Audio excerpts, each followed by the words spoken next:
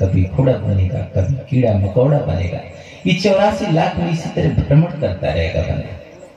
इसलिए इस 84 लाख से बचने के लिए सदगुरु कबीर साहब ने जीव को देखा कि ये बड़ा पीड़ा में, क्योंकि ये जीव उस परमात्मा का ही है। ये आत्मा किसकी है? परमात्मा की। ये आत्मा परमात्मा से निर्मित हुई है। जब ये परमात्मा ने इस आत्मा का निर्माण किया, उन्होंने बोल से पैदा किया है। जैसे यहाँ स्त्री पुरुष संयोग से पैदा करते हैं, वैसे परमात्मा संयोग से नहीं, परमात्मा ने पैदा किया। परमात्मा का साहब सबका बाप है, बेटा काहू का ना। आज जो बेटा होके आया सो तो साहब है, वो सर्वशक्तिमान है। उन्होंने बोल से पैदा किया, बोल दिया, आत्मा निर्माण हो गया। ये सृष्टि भी बोल से पैदा हुई है, और ये सृष्टि में जितनी चेतनाएं पैदा हुई है, ये जीव पैदा हुए, सब बोल से पैदा हुए। सर्वप्रथम सृष्टि बोल से हुई है। जब हम रहल रहल नहीं कोई, हमारे माई रहल सब कोई। सदगुरु कबीर साहब के जब हम थे तब कोई नहीं था। ये आत्मा को हमने निर्माण किया, और ये आत्मा हमारे अंदर थी। जैसे माता के गर्भ में बच्चा रहता है उसके शरीर के अंदर, उसी तरह परमात्मा का जो लोक है वही परमात्मा की शरीर, उसके अंदर ये चेतना आत्मा का निर्माण किया। लेकिन उसमें इस आत्मा को निर्माण किया जिसे शब्द स्वरूप कहते हैं, जिसे को अमर लोक कहते हैं, जिसको सत्य धाम कहते हैं, जिसे सत्य लोक कहते हैं। उस लोक में ये आत्मा जन्म मरण से मुक्त थी, क्योंकि परमात्मा भी जन्म मरण से मुक्त है और ये आत्मा भी जन्म मरण से मुक्त है। वहां परम आनंद में थी, वहां परम आनंद में थी। उसको कोई दुख नहीं था, न तन का दुख, क्योंकि तन शरीर थी ही नहीं। तो शरीर नहीं तो जन्म नहीं, मृत्यु नहीं, कोई रोग नहीं, कोई व्याधि नहीं। सदगुरु कबीर साहब के लोक में कोई रोग नहीं।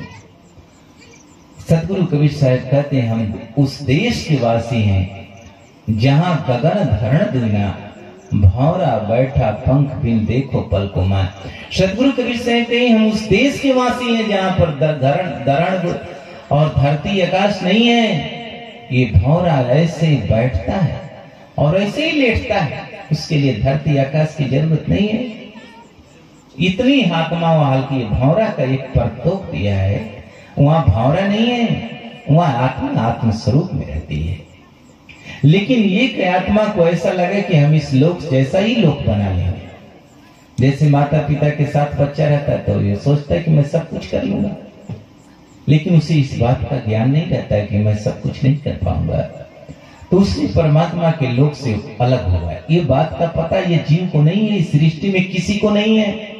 सदगुरु कबीर साहब के अतिरिक्त किसी को नहीं है, क्योंकि अमर लोक देश से दूसरा कोई आई तो एक आत्मा आई, वो अज्ञानता में आई, और ये परमात्मा आए सदगुरु कबीर साहब तो शरीर आए गगन मंडल से उतरे सतगुरु सत्य कबीर। जलज माई पौड़न कियो सब पीरों के पीर, वो गगन मंडल से आए इस धरा धाम पर, लहर तारा तालाब में कमल के फूल पर।